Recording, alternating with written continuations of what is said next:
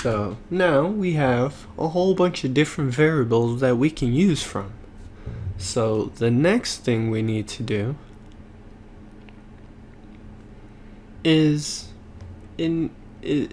create a class so we can use this project. So we're going to create a class with the same name as our project. We're going to declare it as a public class so everything can use it. And then we're just going to name it first project.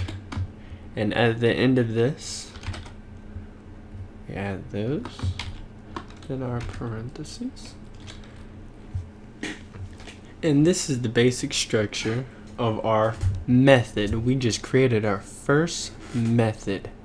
And these are used such as, these are pretty much baby classes of our class. These are pretty much the organs of the body of the class. These are the things that make the class work. So in this first one, this is our declaring class. This is what other projects and other programs are going to use to create a virtual portion of this class. So it'll create a version of it, kind of like a copy of it to use. And that copy will have all the variables that this one has and all the methods that this one has. So inside, we're going to declare a couple things. And what we can do is, out here, we have to put our variable names and stuff, but we can make it declare whenever we create an item. So we don't have it hard coded inside the code that, hey, this int is an int. Instead, we can make it create it only when we create an item. So let's do int 1. So we have to reference the variable. Then we equal it to 0. Actually, we'll equal it to 5. And then we'll make a car1. We'll equal that to a.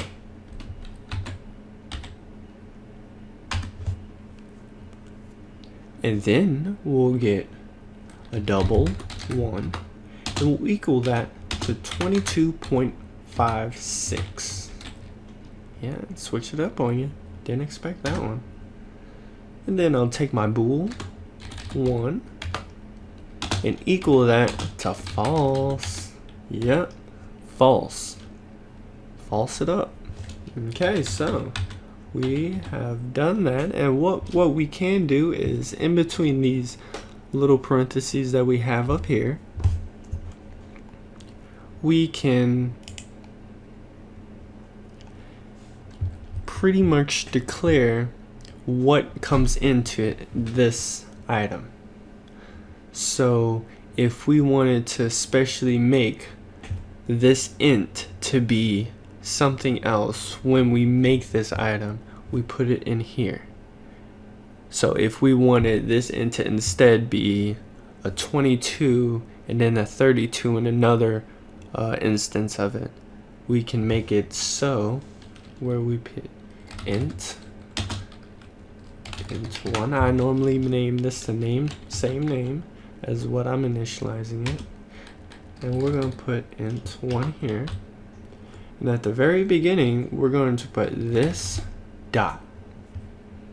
And what this dot does is saying this int1 variable inside of our already made class is equal to the int1 variable that is coming inside of just the method.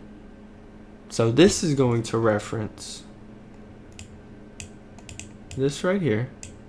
It's going to reference this int1, and this int1 right here is going to reference this int1.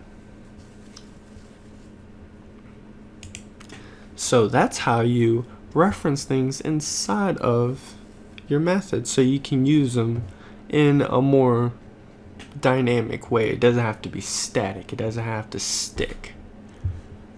So now we've made a couple hard-coded ones that are static inside of our code, our hello world and our whole bunch of zeros. And then we made our non-static coming in from somewhere else, our int. And then we made 3 more static ones only when we make this class initialized.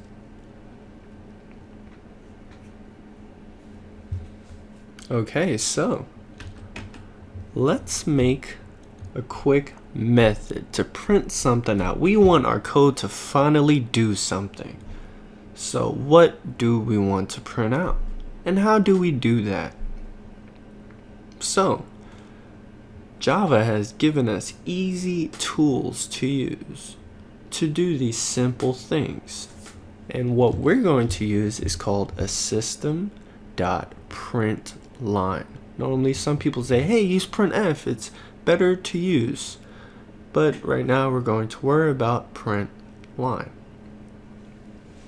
What println does, so we start out saying system dot out dot println.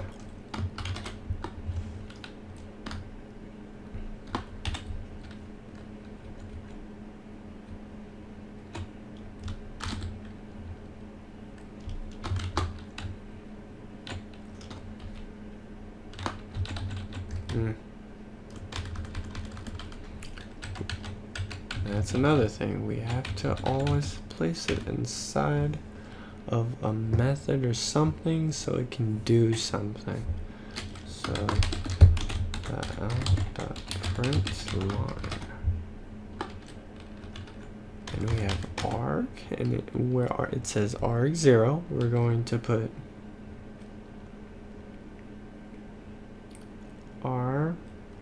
this dot string 1 right here.